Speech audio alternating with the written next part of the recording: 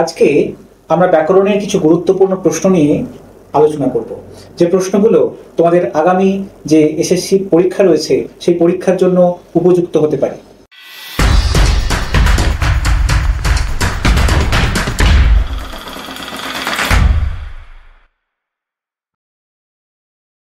তো দেখা যাক, আমরা 60টি প্রশ্নের আলোচনা করব ব্যাকরণের নানান দিক থেকে, বিভিন্ন অংশ থেকে।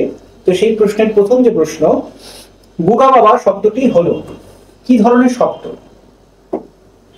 আমরা ব্যাকরণের ক্লাস করতে গিয়ে বলেছিলাম যে শব্দের নানান রকম শ্রেণী বিভাজন রয়েছে, যেমন মুন্ডমাল শব্দ রয়েছে, জোর কলম শব্দ রয়েছে, বিমিশ্রণ শব্দ রয়েছে, সংকর শব্দ রয়েছে, নানান ধরনের শব্দের শ্রেণী বিভাজন হয়। তো তার মধ্যে এই যে গুগা বাবা, এই শব্দটা আসলে কি? এই শব্দটা আসলে যেটাকে আমরা ইংরেজিতে অ্যাব্রিভিয়েশন বলে থাকি বা সংক্ষিপ্তকরণ বলে থাকি। গুগা বাবা বলতে কি? গুপি গাইন বাঘা বাইন। যে চলচ্চিত্র, সত্যজিৎ রায়ের বিখ্যাত চলচ্চিত্র, সেই চলচ্চিত্রের সংক্ষিপ্ত একটা রূপ করা হচ্ছে গুগা বাবা। দেখে মনে হচ্ছে কি শব্দের বাবা, কিন্তু আসলে এটা সেরকম কি শব্দ নয়। প্রত্যেকটা শব্দের প্রথম যে অক্ষর, সেই অক্ষরটাকে শুধুমাত্র যুক্ত করে দেওয়া, তাহলে কি দাঁড়াচ্ছে? গুগা বাবা। অর্থাৎ এটা হচ্ছে একটা অ্যাব্রিভিয়েটেড ওয়ার্ড, তাই এটাকে আমরা বলবো মুন্ডমাল শব্দ। মাথায় থাকবে সংক্ষিপ্ত যে শব্দ বা প্রত্যেক শব্দের সংক্ষিপ্ত যে রূপ। আর একটা শব্দ কিন্তু হয় যেটাকে সংক্ষিপ্তকরণ বলা হয়, সেটাকে বলা হয় ক্লিপিংস। কিন্তু ক্লিপিংস এর সঙ্গে এই মুন্ডমাল শব্দের পার্থক্য রয়েছে। মুন্ডমাল শব্দ দেখো, আমরা গঠনটা কিরকম দেখলাম, অনেকগুলো শব্দ থাকবে, প্রত্যেকটা শব্দের প্রথম যে অক্ষরগুলো সেগুলোকে সংযুক্ত করা হবে মুন্ডমাল শব্দে। কিন্তু ক্লিপিংস যেটা বলা হয়, সংক্ষিপ্তকরণ যেটা বলা হয়, সেটা একটা শব্দেরই সংক্ষিপ্ত রূপ। যেমন সেলফোন, আমরা কি সেলফোন বলি? বলি না, আমরা শুধুমাত্র ফোন এই কথাটা বলি, এই শব্দটা ব্যবহার করি, সেল কথাটা বলি না। সেটা হবে ক্লিপিংস। একটা শব্দেরই খণ্ডিত রূপ যখন আমরা ব্যবহার করব তাকে বলা হবে ক্লিপিংস। পরবর্তী প্রশ্ন, বিভাজ্য ধ্বনির অপর নাম। আমরা ভাষাবিজ্ঞান পড়তে গিয়ে দুরকম ধ্বনির ধারণা পেয়েছি, একটা হচ্ছে বিভাজ্য ধ্বনি আর একটা হচ্ছে অবিভাজ্য ধ্বনি। অবিভাজ্য ধ্বনি কোনগুলো আর বিভাজ্য ধ্বনি কোনগুলো? বিভাজ্য মানে যেগুলোকে আমরা বিশ্লেষণ করে দেখাতে পারি, যেগুলোকে আমরা বিশ্লেষণ করে দেখাতে পারি। যদি বলি সচিন,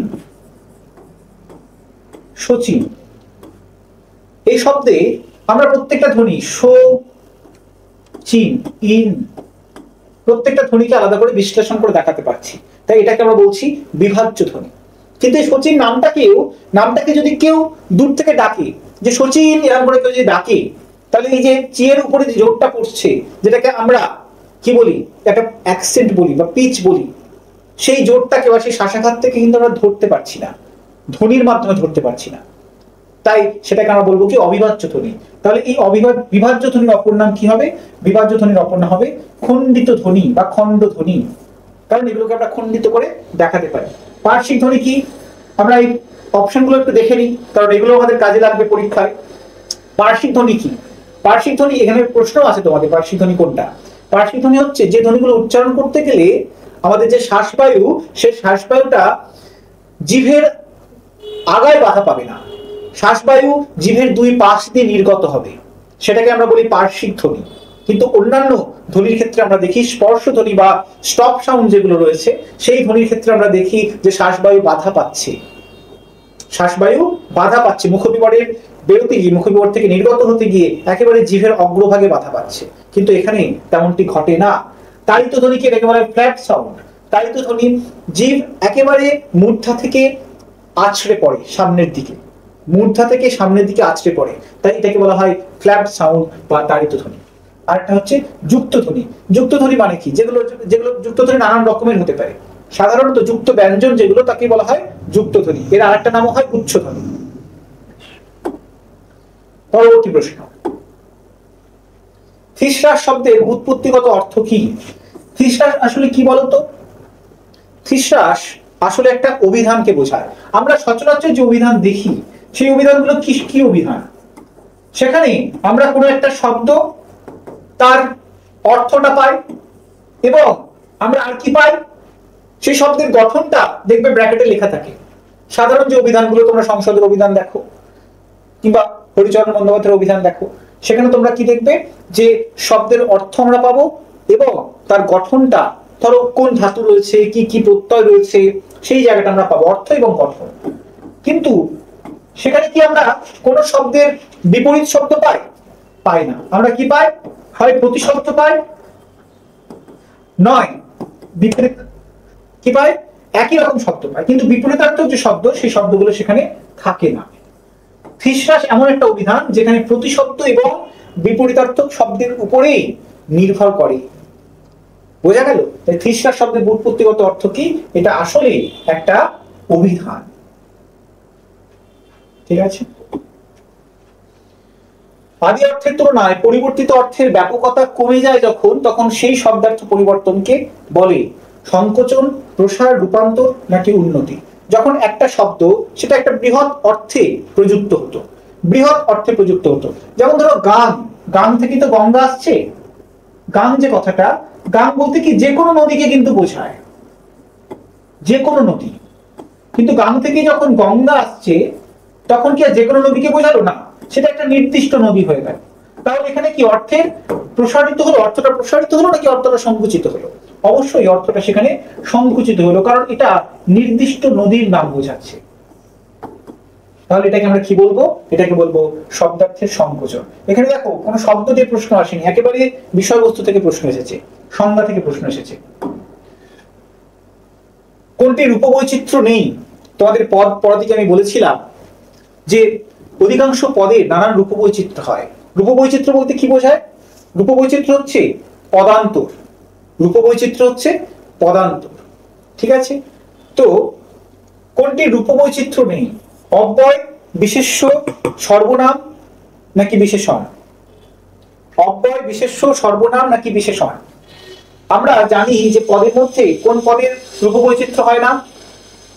অব্যয় পদে। তার কারণ তার কোনো ব্যয় নেই, তার কোনো ব্যয় নেই। বাকি যতগুলো পদ রয়েছে সমস্ত পদগুলো কিন্তু পরিবর্তিত হয়। বিশেষ্য পদ পরিবর্তিত হয়, বিশেষণ তারও পরিবর্তিত হয়, সর্বনাম তারও পরিবর্তিত হয়। সর্বনামে কিরকম পরিবর্তন? সর্বনামের পদান্তর সরাসরি হয় না, কিন্তু আমি যদি বলি আমি, এই যে সর্বনাম, তার কিন্তু বহুবচন হতে পারে, আমরা, তুমি, তোমরা, অর্থাৎ পদের কিন্তু পরিবর্তন হচ্ছে, তার গঠনের পরিবর্তন হচ্ছে, কিন্তু অব্যয়ের গঠনগত কোনো পরিবর্তনই হয় না। যেমন ধরো না, বা ধরো আমরা যদি বলি অন্য একটা অব্যয়, ধরো এই যে অনুসর্গ যেগুলো বলি সেগুলো তো একটা অব্যয়। ধরো ছাড়া, ব্যতীত, এই শব্দের কি কোনো পরিবর্তন হয়? হয় না। তাই এগুলোকেও আমরা কি বলবো? অব্যয়। এর কোনো রূপবৈচিত্র্য নেই। পরবর্তী বিষয়, যে ব্যঞ্জনধ্বনির সমাবেশগুলি শব্দের বা দলের আদিতে উচ্চারিত হতে পারে তাদের বলে কি? তাদের বলে গুচ্ছধ্বনি। তাদের বলে গুচ্ছধ্বনি। তাহলে এখানে গুচ্ছধ্বনি বলতে কি? যে ব্যঞ্জনধ্বনির সমাবেশগুলি শব্দের বা দলের আদিতে উচ্চারিত হতে পারে তাদেরকে আমরা কি বলবো? গুচ্ছধ্বনি। অবিভাজ্য ধ্বনি কাকে বলে আমরা দেখেছি। যুক্তধ্বনি মানে যুক্ত ব্যঞ্জন। স্বনিমের ধারণা আশা করি তোমাদের প্রত্যেকের আছে। স্বনিম, স্বনিম বলতে কি বোঝায়? স্বনিমের সঙ্গে ধ্বনির কি পার্থক্য? দেখো যে কোনো ধ্বনি, ধরো প, এটা হচ্ছে একটা ধ্বনি, কিন্তু এটাকে আমরা কি স্বনিম বলবো? কখন স্বনিম বলবো স্বটাকে? স্বনিম বলতে আমরা বলবো মূল ধ্বনি, যে ধ্বনির একটা বিশেষ ক্ষমতা রয়েছে। কি ক্ষমতা? কোন একটা শব্দের অর্থকে পরিবর্তিত করার ক্ষমতা স্বনিমের থাকে, ফোনিমের থাকে, ইংরেজিতে বলে ফোনিম। যেমন দেখো আমি দুটো শব্দ লিখলাম, একটা হলো রাম আর একটা হলো নাম। রাম এবং নাম। তো এই যে দুটি শব্দ, এর মধ্যে দেখো আমরা যদি র আর এখানে দন্ত ন, এই দুটোকে বাদ দিয়ে দিই, তাহলে পড়ে থাকছে কি? আম কথাটা, তাই তো? আম কথাটা। তাহলে শুধুমাত্র র এবং ন ধ্বনির পরিবর্তনের ফলে এই দুটি শব্দের অর্থটা চেঞ্জ হয়ে যাচ্ছে, এই দুটি শব্দের অর্থটা চেঞ্জ হয়ে যাচ্ছে। বোঝা গেল? তাই এটাকে আমরা বলবো স্বনিম। তাহলে স্বনিম বলতে মূল ধ্বনিকে বোঝায়, যেটা সচরাচর ধ্বনির সম্পর্কে যে ধারণা তার থেকে একটু সরে এসে আমরা এই স্বনিমের ধারণাটা নিলাম। পরবর্তী প্রশ্ন, একটি শব্দার্থের রূপান্তরের উদাহরণ কোনটা? শব্দার্থের রূপান্তর।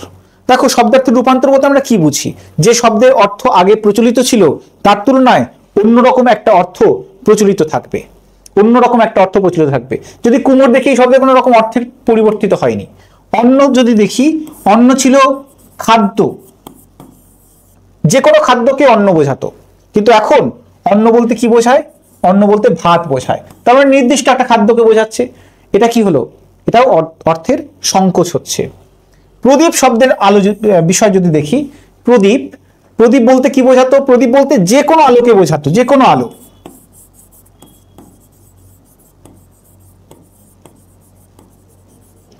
আর এখন কিন্তু প্রদীপ কি যে কোনো আলোকে বোঝায় নাকি নির্দিষ্ট এক প্রকার আলোকে বোঝায়? প্রদীপ বলতে আমরা এখন নির্দিষ্ট এক প্রকার আলোকে বুঝি, তাহলে এটাও হয়ে যাবে অর্থের সংকোচ। তাহলে অর্থের রূপান্তর হবে কোনটা? গোষ্ঠী। অর্থের রূপান্তর কোনটা? গোষ্ঠী। একটি শব্দার্থের রূপান্তরের উদাহরণ কোনটা? শব্দার্থের রূপান্তর যদি দেখি, রূপান্তরের ধারণাটা কি? শব্দের আগে যে অর্থ ছিল এবং বর্তমান যে অর্থ, এই দুটি অর্থের মধ্যে অনেকটা পার্থক্য তৈরি হয়ে যায়। আগের যে অর্থ তার সঙ্গে বর্তমান অর্থকে আমরা মেলাতে পারি না, কারণ আমরা শব্দের সংকোচন দেখেছি। সংকোচনের আগে যে অর্থ ছিল তার থেকে সংকুচিত অর্থটা আমরা বর্তমানে ব্যবহার করি, আর প্রসারণের ক্ষেত্রে তার থেকে প্রসারিত অর্থটা। কিন্তু একমাত্র অর্থের রূপান্তর যেটা, সেটা আগের অর্থের সঙ্গে বর্তমান অর্থকে মেলানো যায় না। যদি কুমোর দেখি, এই শব্দের অর্থের কোনো পরিবর্তন হয়নি। আগে যে অর্থ ছিল, কুমোর বলতে কুম্ভকার বোঝাতো, এখনো কুম্ভকারকে আমরা বুঝি, কোনো রকম অর্থের পরিবর্তন হয়নি। অন্ন যে শব্দটা, অন্ন শব্দের আগের অর্থ ছিল খাদ্য, যে কোনো খাদ্যকে আমরা অন্ন বুঝতাম, কিন্তু এখন অন্ন বলতে আমরা কি বুঝি? ভাত, একটি নির্দিষ্ট খাদ্যদ্রব্য, খাদ্যবস্তুকে বুঝছি।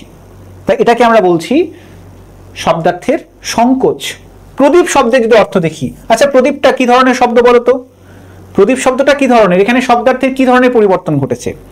প্রদীপ বলতে আমরা যে কোনো আলোকেই বলতাম, বুঝতাম, আর এখন আমরা প্রদীপ বলতে কি বুঝি? যে কোনো একটা নির্দিষ্ট ধরনের আলোকে, তাকে আমরা প্রদীপ বলি। তাই এখানেও আসলে শব্দার্থের সংকোচন ঘটেছে। এবারে আমরা আসি গোষ্ঠী শব্দে। গোষ্ঠী শব্দটা খুব ইন্টারেস্টিং, এর কারণেই গোষ্ঠী বলতে আমরা আসলে কি বুঝতাম আগে? গোষ্ঠী বলতে আমরা আগে বুঝতাম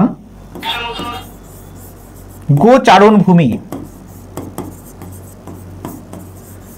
গোষ্ঠী বলতে আগে বুঝতাম গোচারণ ভূমি, আর এখন গোষ্ঠী বলতে কি বুঝি আমরা? গোষ্ঠী বলতে আমরা কোনো বংশকে বুঝি, কোনো গোত্রকে বুঝি। তাহলে দেখো, এই গোচারণ ভূমির সঙ্গে আগে যে অর্থটা প্রচলিত ছিল তার সঙ্গে বর্তমান অর্থের কি কোনো সাযুজ্য বা সম্পর্ক আমরা খুঁজে পাচ্ছি? একেবারেই পাচ্ছি না। তাই এটাকে আমরা বলি শব্দের রূপান্তর। এখানে শব্দার্থের রূপান্তরের উদাহরণ কোনটা? গোষ্ঠী। বোঝা গেল? পরবর্তী প্রশ্ন, মৃগ শব্দটির বর্তমান অর্থ হরিণ। আচ্ছা, এই ধরনের প্রশ্ন কিন্তু এরকম ভাবে আসবে না, কারণ মৃগ শব্দ তুলেই তোমাদের প্রশ্ন আসবে। এখানে তোমাদের বোঝানোর সুবিধার্থে এরকম প্রশ্ন দেওয়া হয়েছে যাতে তোমরা বুঝতে পারো, ঠিক আছে? কিন্তু প্রশ্ন যখন আসবে শুধুমাত্র মৃগ শব্দে কি ধরনের অর্থের পরিবর্তন হয়েছে, এরকম প্রশ্ন আসবে, তখন আমাদের একটু স্টাডি করে নিতে হবে যে মৃগর আগের অর্থ কি ছিল, বর্তমানের অর্থ কি আছে। এখন বর্তমান অর্থ নিয়ে কিন্তু খুব একটা আমাদের অসুবিধে নেই। যেমন আগের প্রশ্নে আমরা দেখলাম যে গোষ্ঠী শব্দ, এই গোষ্ঠী শব্দের বর্তমান অর্থ নিয়ে কি কোনো আমাদের অসুবিধা আছে? সকলেই জানে গোষ্ঠী বলতে আমরা কি বুঝি। গোষ্ঠী বলতে আমরা কি বুঝি সকলেই আমরা জানি, কিন্তু তার পূর্বের অর্থটা কি ছিল সেটা হচ্ছে মূল জানার বিষয়। পূর্বের অর্থটা যদি জানা থাকে তাহলে কিন্তু আমরা সহজেই সেখানে শব্দের সংকোচন ঘটছে নাকি তার প্রসারণ ঘটছে নাকি তার রূপান্তর ঘটছে সেটা আমরা দেখতে পারি বা বুঝতে পারি। মৃগ শব্দের বর্তমান অর্থ কি? মৃগ শব্দের বর্তমান অর্থ হচ্ছে হরিণ। আচ্ছা, এর পূর্বের অর্থ কি ছিল বলে তোমাদের মনে হয়? মৃগ শব্দের পূর্বের অর্থ কি ছিল বলে তোমাদের মনে হয়? মৃগ বলতে এখন তো আমরা হরিণকে বুঝছি, কিন্তু আগে আমরা কি বুঝতাম? আগে আমরা বুঝতাম পশু, যে কোনো পশু তাকেই মৃগ বলা হতো, মৃগ, ঠিক আছে? কিন্তু এখন আমরা নির্দিষ্ট পশুকে বুঝছি, হরিণকে বুঝছি। তাহলে এটাকে আমরা প্রসার বলবো নাকি সংকোচ বলবো নাকি রূপান্তর বলবো নাকি কোনোটি নয় বলবো? অবশ্যই এটা কি হবে? শব্দার্থের সংকোচ, কারণ একটা বিস্তৃত শ্রেণীকে বোঝাতো, এখন নির্দিষ্ট শ্রেণীকে বোঝাচ্ছে। পরবর্তী প্রশ্ন, কোনটি জটিল রূপমূলের উদাহরণ? জটিল রূপমূল বলতে কি বোঝায়? রূপমূল বলতে আমরা কি বুঝি? রূপমূল বলতে আমরা বুঝি যে শব্দের ক্ষুদ্রতম অর্থপূর্ণ একক, যেটাকে আমরা আর ভাঙি না, ক্ষুদ্রপূর্ণ অর্থপূর্ণ একক, ক্ষুদ্রতম অর্থপূর্ণ একক, তাকে আমরা কি বলি? রূপমূল বা মরফিম। যেমন যদি একটা শব্দ মা, এটা কিন্তু একটা নিজের রূপমূল। কেন রূপমূল? কারণ এই শব্দটাকে ভাঙলে আমরা কি এর থেকে ক্ষুদ্র অর্থতম একক পাবো? পাবো না, কারণ এটাকে ভাঙলে আমরা কি পেতে পারি? ম পেতে পারি আর আ পেতে পারি। এখন এই ময়ের বা আয়ের আলাদা কোনো অর্থ কি আমরা আছে? পাই? পাই না, তাই এটাকে বলা হয় রূপমূল। এখন এই রূপমূল মূলত দু রকমের, একটা হচ্ছে স্বাধীন এবং আরেকটা হচ্ছে বদ্ধ। স্বাধীন আর বদ্ধের ধারণাটা একটু আমাদের মাথায় রাখতে হবে। স্বাধীন রূপমূল কোনটা, যেমন আমি তোমাদের আগের যে উদাহরণটা দিলাম মা, এটা কিন্তু একটা স্বাধীন রূপমূল। কেন স্বাধীন? কারণ বাক্যের মধ্যে আমরা এই মা রূপমূলটাকে ব্যবহার করতে পারি, পদ হিসেবে, শব্দ হিসেবে, পদ হিসেবে ব্যবহার করতে পারি। কিন্তু বদ্ধ রূপমূল কোনগুলো? অবশ্যই মাথায় রাখবে, প্রত্যেকে মাথায় রাখবে যে বদ্ধ রূপমূল মূলত যেগুলো আমরা প্রত্যয় বলি, যেগুলো আমরা উপসর্গ বলি। আচ্ছা বলো তো, এই যে প্রত্যয়, উপসর্গ, এগুলো কি আমরা বাক্যের মধ্যে স্বাধীনভাবে, স্বতন্ত্রভাবে ব্যবহার করতে পারি? পারি না তো, পারি না। তা সত্ত্বেও এগুলোকে কেন রূপমূল বলা হচ্ছে? কারণ তোমরা বলবে স্যার প্রত্যয়ের কি আলাদা অর্থ থাকে বা উপসর্গের কি আলাদা অর্থ থাকে, তাহলে আমরা এগুলোকে কেন রূপমূলের মধ্যে রাখবো, কেন বদ্ধ রূপমূলের মধ্যে রাখছি? বদ্ধ এই কারণেই, কারণ এগুলো কোনো ধাতুর সঙ্গে বা কোনো শব্দের সঙ্গে যুক্ত না হয়ে ব্যবহৃত হতে পারে না, তাই এগুলো বদ্ধ। এটুকু বোঝা গেছে। এবার রূপমূল কেন? রূপমূল এই কারণে, দেখো প্রত্যয়ের নিজস্ব অর্থ নেই ঠিক কথা, উপসর্গের নিজস্ব অর্থ নেই ঠিক কথা, কিন্তু সেগুলোর অর্থ তৈরির ক্ষমতা আছে। শব্দের সঙ্গে যুক্ত হয়ে তার অর্থকে পরিবর্তিত করতে পারে। প্রত্যয় কিংবা উপসর্গ এরা কি করে? অর্থের পরিবর্তন করতে পারে, তাই এগুলো হচ্ছে বদ্ধ রূপমূল। আচ্ছা, এখানে জটিল রূপমূলের উদাহরণ কোনটা? অসহযোগিতা। কারণ এখানে অনেকগুলো রূপমূলের সংযোগ এটা তৈরি হচ্ছে, অ, সহ, যোগ, তা, অনেকগুলো ক্ষুদ্র ক্ষুদ্র রূপমূল মিলে এই রূপমূলটা তৈরি হচ্ছে, তাই এটা একটা জটিল রূপমূলের উদাহরণ। পরবর্তী বিষয়, সন্দেশ শব্দের আদি অর্থ। আচ্ছা, তোমাদের কিন্তু এই ব্যাখ্যাটা আসবে না, এই ব্যাখ্যাটা দিয়ে দেওয়া মানে তোমরা বুঝতে পারছো, পরীক্ষা যখন আসবে শুধুমাত্র এই সন্দেশ শব্দ থেকে আসবে। সন্দেশ আমরা এখন কি, সন্দেশ বলতে কি বুঝি? সন্দেশ হচ্ছে মিষ্টান্ন বা মিষ্টিকে সন্দেশ বলি, কিন্তু সন্দেশ শব্দের আগের অর্থ কি ছিল? সন্দেশ শব্দের আগের অর্থ কি ছিল? দেখবে তোমরা এখনো পর্যন্ত সেই পত্রিকা প্রচলিত রয়েছে, সন্দেশ বলে একটি পত্রিকা, তাই তো?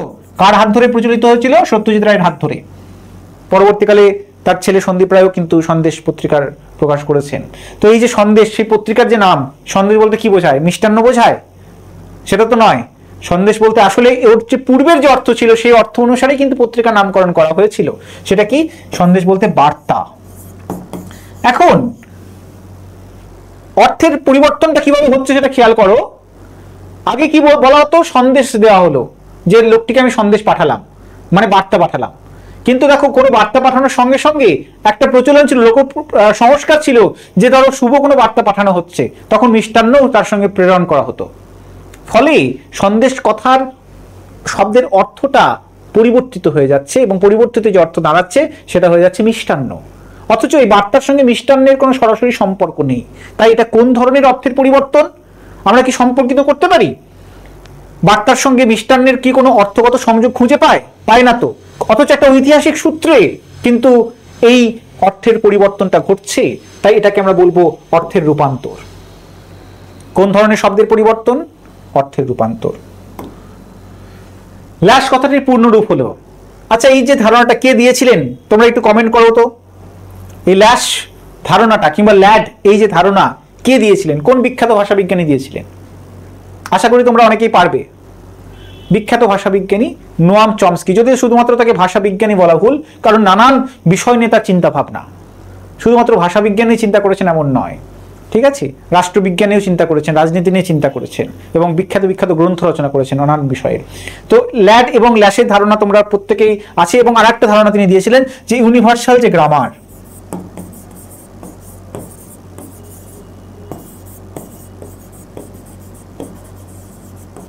ঠিক আছে, এই ধারণাগুলো। তো এখানে ল্যাশ বলতে কি বোঝায়? ল্যাশ এবং ল্যাড দুটোকে পাশাপাশি মাথায় রাখতে হবে। ল্যাশ হচ্ছে ল্যাঙ্গুয়েজ অ্যাকুইজিশন সিস্টেম, এবং এর মূলে কি থাকে?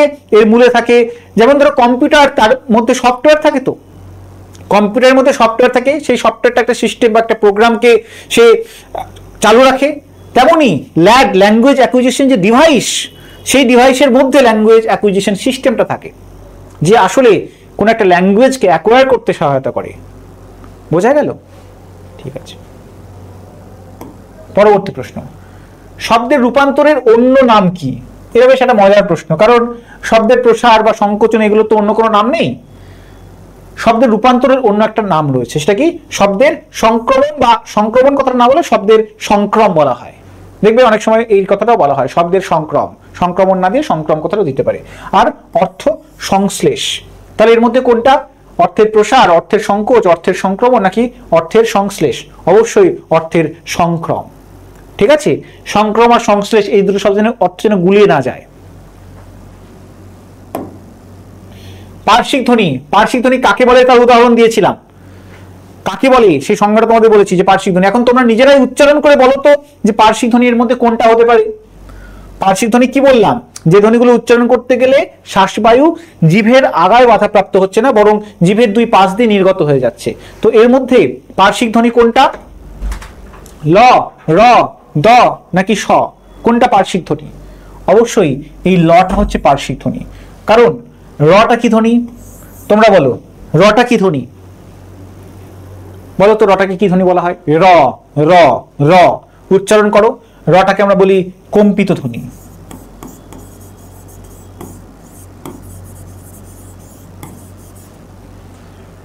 স, স উচ্চারণ করো।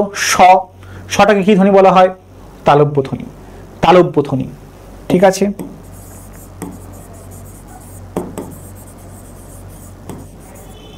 দ, দ, দ উচ্চারণ করো। এটাকে কি ধ্বনি বলা হয়? দন্ত ধ্বনি, দ, বা অনেক সময় দন্তমূলীয় ধ্বনি বলা হয়।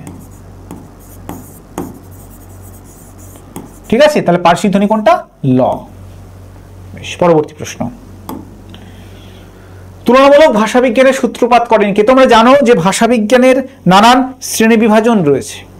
ভাষাবিজ্ঞানের নানান শ্রেণী বিভাজন রয়েছে, তুলনামূলক রয়েছে, বর্ণনামূলক রয়েছে, ডেসক্রিপটিভ লিঙ্গুইস্টিক্স রয়েছে, তাই তো, কম্পারেটিভ লিঙ্গুইস্টিক্স রয়েছে, ঐতিহাসিক ভাষাবিজ্ঞান, হিস্টোরিক্যাল লিঙ্গুইস্টিক্স রয়েছে। তোমরা একটু জেনে রাখবে যে কোন ভাষাবিজ্ঞানের জনককে। যদি নানান ভাষাবিজ্ঞানীরা নানান এই শাখা নিয়ে কাজ করেন, কিন্তু একজন তো উদ্গাতা রয়েছেন, প্রবর্তক রয়েছেন এক একটা শাখার। তো আমরা দেখবো যে তুলনামূলক ভাষাবিজ্ঞান যেটাকে কম্পারেটিভ লিঙ্গুইস্টিক্স বলা হয়, সেটা প্রবর্তন করছেন কে? Sir William Jones.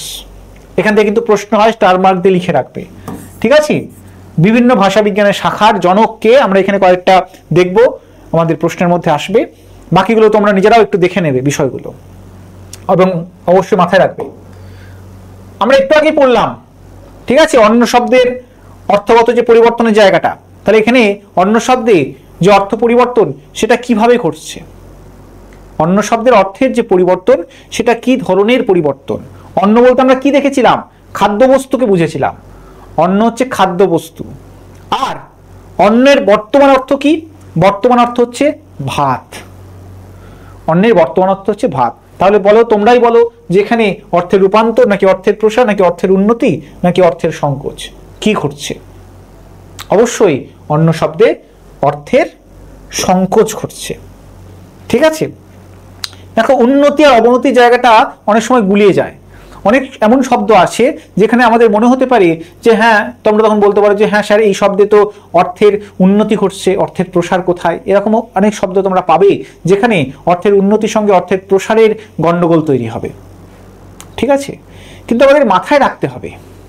যেমন দেখো, আমরা যদি মানুষ শব্দটা বলি, মানুষ, ঠিক আছে, সেখান থেকে তো মুনিশ কথাটা আসছে।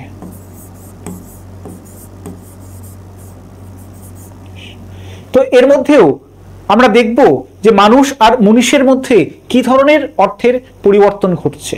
এটা তোমাদের হোমওয়ার্ক থাকলো যে মানুষ আর মুনিশ এই যে অর্থের পরিবর্তন, এই অর্থের পরিবর্তনটাকে আমরা কোন অর্থের পরিবর্তনের মধ্যে রাখবো? এটা কি অর্থের উন্নতি নাকি অর্থের অবনতি নাকি অর্থের প্রসার? তোমরা কমেন্ট করে রাখো, কিংবা স্টাডি হিসেবে তোমরা রাখতে পারো প্রশ্নটাকে। ঠিক আছে, এখানে আমরা অন্য দেখলাম যে অর্থের সংকোচ। মান্য বাংলার স্বরধ্বনির সংখ্যা কত?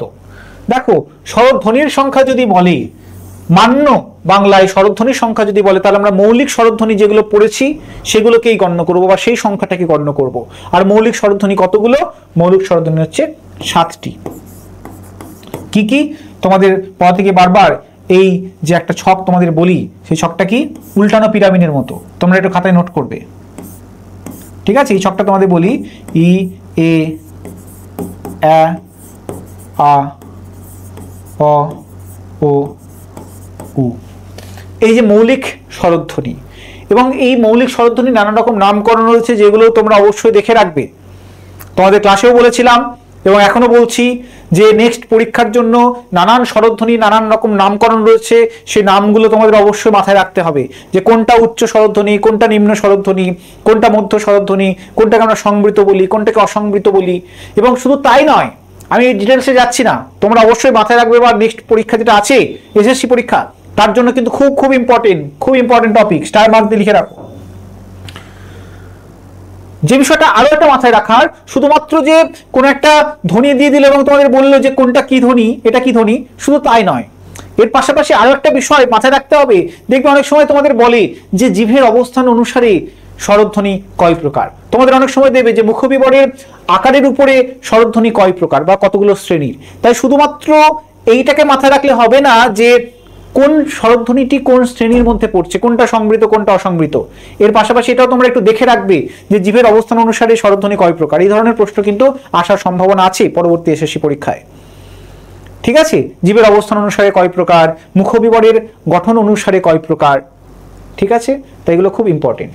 বেশ, তো আমরা যদি এরকম প্রশ্ন যদি আসে যে স্বরধ্বনির সংখ্যা কত, 7। ঠিক আছে, আর স্বরবর্ণ, স্বরধ্বনি আসছে নাকি বর্ণ আসছে সেটা একটু জেনে নেবে বা বুঝে নেবে বিষয়টা। বর্ণ যদি আসে তাহলে 11টা। ধোঁয়া আর কুয়াশা মিলে ধোঁয়াশা, এটি কি মিশ্র রূপমূল, জটিল রূপমূল, জোর কলম রূপমূল, নাকি সমন্বয় রূপমূল? দেখো আমরা মূলত শব্দ হিসেবে পড়েছি এগুলোকে। ঠিক আছে, মিশ্র শব্দ, জটিল শব্দ, সেগুলোকে রূপমূল হিসেবে এখানে কনভার্ট করা হয়েছে। আসলে বিষয়টা একই, শব্দ রূপমূলের মধ্যে খুব একটা পার্থক্য তো নেই। রূপমূল হচ্ছে যেটাকে আমরা ভাঙতে পারি না, সেটাকে আমরা রূপমূল বলি। কিন্তু রূপমূল একটা শব্দ হতে পারে, যেমন মানুষ, এটাকে আমরা শব্দ বলবো নাকি রূপমূল বলবো? এটাকে শব্দ বলবো নাকি রূপমূল বলবো? দেখো এর মধ্যে কিন্তু রূপমূল আছে। ঠিক আছে, আবার যখন মানুষেরা যখন বলছি সেটা আবার তার সহরূপ হয়ে যাবে, অ্যালোমর্ফ যেটাকে বলা হয়, সহরূপ। কারণ মানুষ আর মানুষের মধ্যে কোনো অর্থগত পার্থক্য তৈরি হচ্ছে না, শুধুমাত্র বহু বচন হয়ে যাচ্ছে বিষয়টা। তো এখানে আমরা কি দেখছি, ধোঁয়া আর কুয়াশা। তাহলে ধোঁয়াশা যে তৈরি হচ্ছে, কিভাবে তৈরি হচ্ছে সেটা একটু দেখার। ধোঁয়া যোগ কুয়াশা, এখানে দেখো ধোঁয়া শব্দটাকে রাখা হলো, শুধুমাত্র কুয়াশার এই লাস্টের শাটা এখানে এসে যুক্ত হয়ে গেল। তারপর এই ধোঁয়াশা শব্দটা তৈরি করতে গেলে আমাদের দুটো শব্দের সহায়তা প্রয়োজন হচ্ছে, ধোঁয়া এবং কুয়াশা। এটা যখন একত্রিত হচ্ছে তখন আমরা তাকে কি বলবো, জোর কলম শব্দ বা জোর কলম রূপমূল, যেটাকে পোর্টম্যান্টো ওয়ার্ডও বলা হয়। খুব ইম্পর্টেন্ট, বারবার করে বলছি, তোমাদের পরবর্তী পরীক্ষার জন্য শব্দের বা রূপমূলের এই শ্রেণী বিভাজনগুলো খুব ইম্পর্টেন্ট। কাকে আমরা মিশ্র শব্দ বলবো, ঠিক আছে, যেমন আনারস থেকে আনারস আসছে, সেটা হচ্ছে মিশ্র শব্দ হয়ে যাবে। কাকে আমরা মিশ্র শব্দ আর সংকর শব্দ যেন গুলিয়ে না যায়, বারবার বলছি, মিশ্র শব্দ আর সংকর শব্দ যেন গুলিয়ে না যায়। আচ্ছা, পরবর্তী প্রশ্নের যে উত্তর সেটা তোমরা একটু কমেন্ট করে জানাবে। রূপমূল পরিবারে রূপের বিকল্পটিকে কি বলা হয়? বলো, দারুণ একটা প্রশ্ন, দারুণ প্রশ্ন। রূপমূল পরিবারে রূপের বিকল্পটিকে কি বলা হয়? তাহলে আমরা দেখতে পাচ্ছি যে রূপমূলের ধারণাটা কিন্তু খুব ইম্পর্টেন্ট এবং স্বরলিঙ্গের ধারণাটাও খুব গুরুত্বপূর্ণ তোমাদের নেক্সট পরীক্ষার জন্য।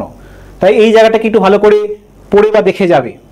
রূপমূল যেমন তোমাদের বললাম যে মৌলিক রূপমূল বলতে আমরা কাকে বলছি, যেটাকে স্বাধীন রূপমূল বলতে কি বোঝাচ্ছি, বদ্ধ রূপমূল বলতে কি বোঝানো হচ্ছে, সেই জায়গাটাকে ভালো করে দেখে যাবে। এবং উপসর্গ প্রত্যয়গুলোকে বদ্ধ রূপমূলের মধ্যে রাখা হয়, এই বিষয়টাকে দেখবে।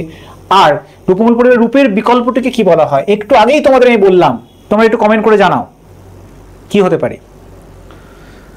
এটাকে আমরা বলি সহরূপ বা অ্যালোমর্ফ।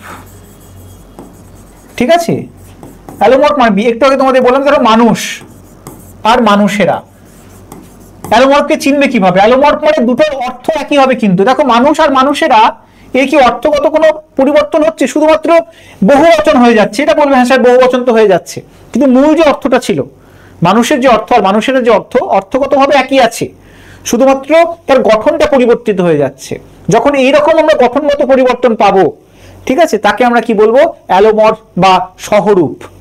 বোঝা গেল? খুব গুরুত্বপূর্ণ, মাথায় রাখবে। এই যে বদ্ধ রূপমূল, স্বাধীন রূপমূল, বদ্ধ আর পরাধীন মূল তো একই, এটা শুধুমাত্র নামটা চেঞ্জ করে দেওয়া হয়েছে। সিনট্যাক্স শব্দের অর্থ কি বলো, কমেন্ট করে জানাও। বাক্যতত্ত্ব, শব্দার্থ বিজ্ঞান, শৈলী বিজ্ঞান নাকি ভাষা বিজ্ঞান? তাহলে সিনট্যাক্স বলতে আমরা কি বুঝি? বাক্যতত্ত্ব। বাকির ইংরেজিগুলো একটু মাথায় রাখবে। শব্দার্থ বিজ্ঞান বলতে কি বুঝি? সেমান্টিক্স। শৈলী বিজ্ঞান বলতে কি বুঝি? স্টাইলিস্টিক্স।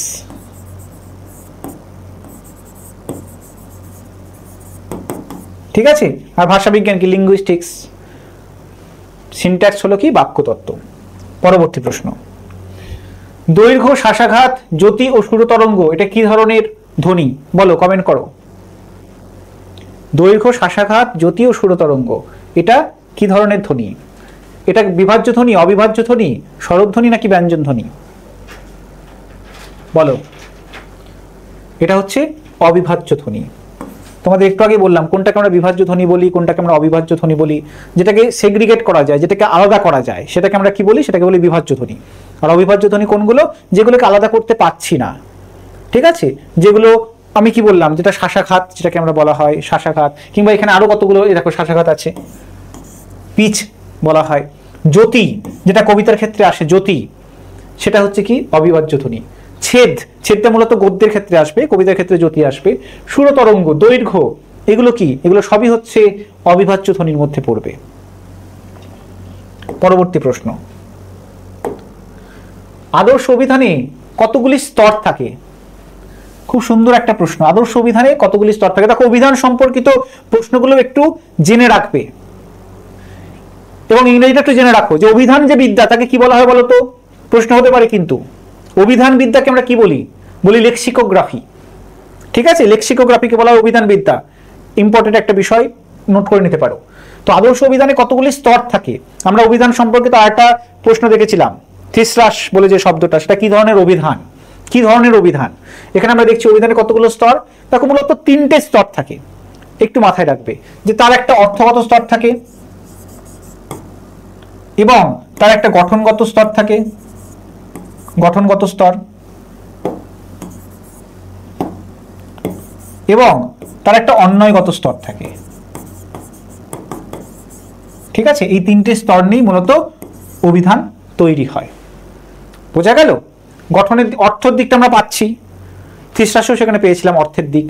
গঠনের দিকটা পাচ্ছি, ধরো কি ধাতু রয়েছে, কি প্রত্যয় রয়েছে, গঠনের দিক। এবং অন্বয়গত দিক, সেটা কিভাবে আসবে? ধরো পদ বলে দেওয়া হয়, যেটা কি পদ, সেই পদ যখনই চিহ্নিত করা হচ্ছে তার মানে কি? সেটা অন্বয়ের দিকে চিহ্নিত করছে কোনো একটা বাক্যের মধ্যে, যেটা কিভাবে ব্যবহৃত হতে পারে।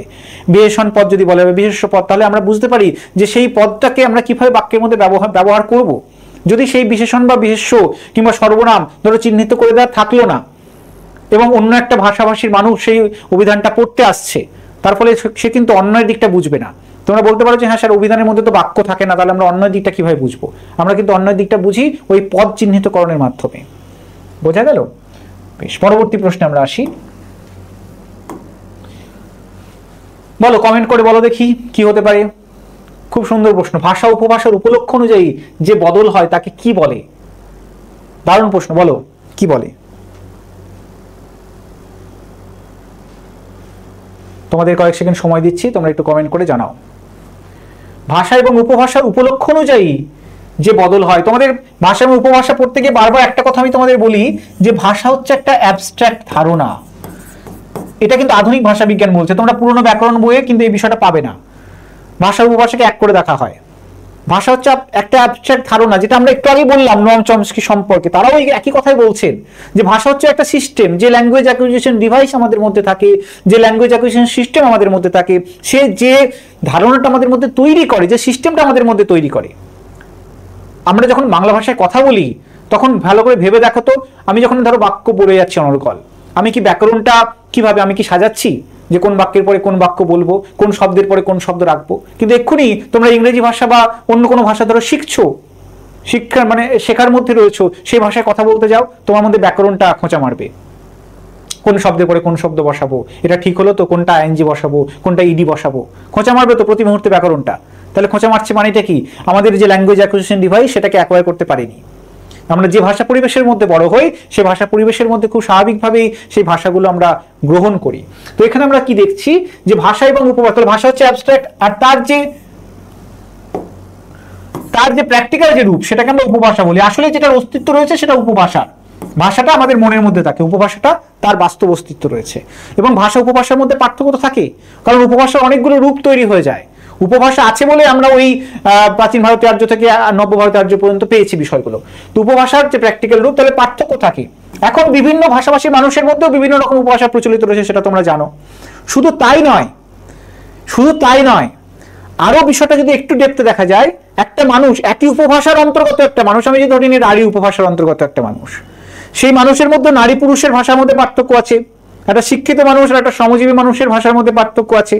আবার একই শ্রমজীবী মানুষ, অথচ কৃষক এবং একজন ভ্যানওয়ালা, কৃষক এবং একজন মাছ বিক্রেতা, তাদের ভাষার মধ্যে পার্থক্য আছে। তাহলে এই যে ভাষার পার্থক্য, তাকে আমরা কি বলি? তাকে আমরা বলি রেজিস্ট্রার। ঠিক আছে, রেজিস্ট্রার। আর এই যে ব্যক্তিগত ভাষা, প্রত্যেকের নিজস্ব একটা ব্যক্তিগত ভাষা থাকে। তুমিও রাঢ়ী ভাষায় কথা বলছো, আমিও রাঢ়ী ভাষায় কথা বলছি। তুমিও বঙ্গালীতে কথা বলছো, আমিও বঙ্গালীতে কথা বলছি, অথচ আমাদের প্রত্যেকের ভাষাটা আলাদা হয়ে যাচ্ছে। এটাকে কি বলা হয়? এটাকে বলা হবে নিভাষা বা ইডিওলেক্ট। আশা করি এই বিষয়গুলো একটু মাথায় রাখবে এবং খুব গুরুত্বপূর্ণ জায়গা নোট করবে খাতায়। পরবর্তী প্রশ্ন, থিসরাসের আবিষ্কর্তা। আমরা থিসরাস বলতে কি বোঝায় সেটা দেখেছিলাম। ঠিক আছে, থিসরাস থেকে বারবার প্রশ্ন হচ্ছে, তাই একটু আলাদা করে খাতায় নোট করে নিতে পারো। বলো তো চেষ্টা করে, থিসরাস অভিধানের আবিষ্কর্তা কে? Chomsky, Bloomfield, de Saussure, Peter Mark Roget. কে? থিসরাসের আবিষ্কর্তা হচ্ছে পিটার মার্ক রজেট। ঠিক আছে, পরবর্তী প্রশ্ন,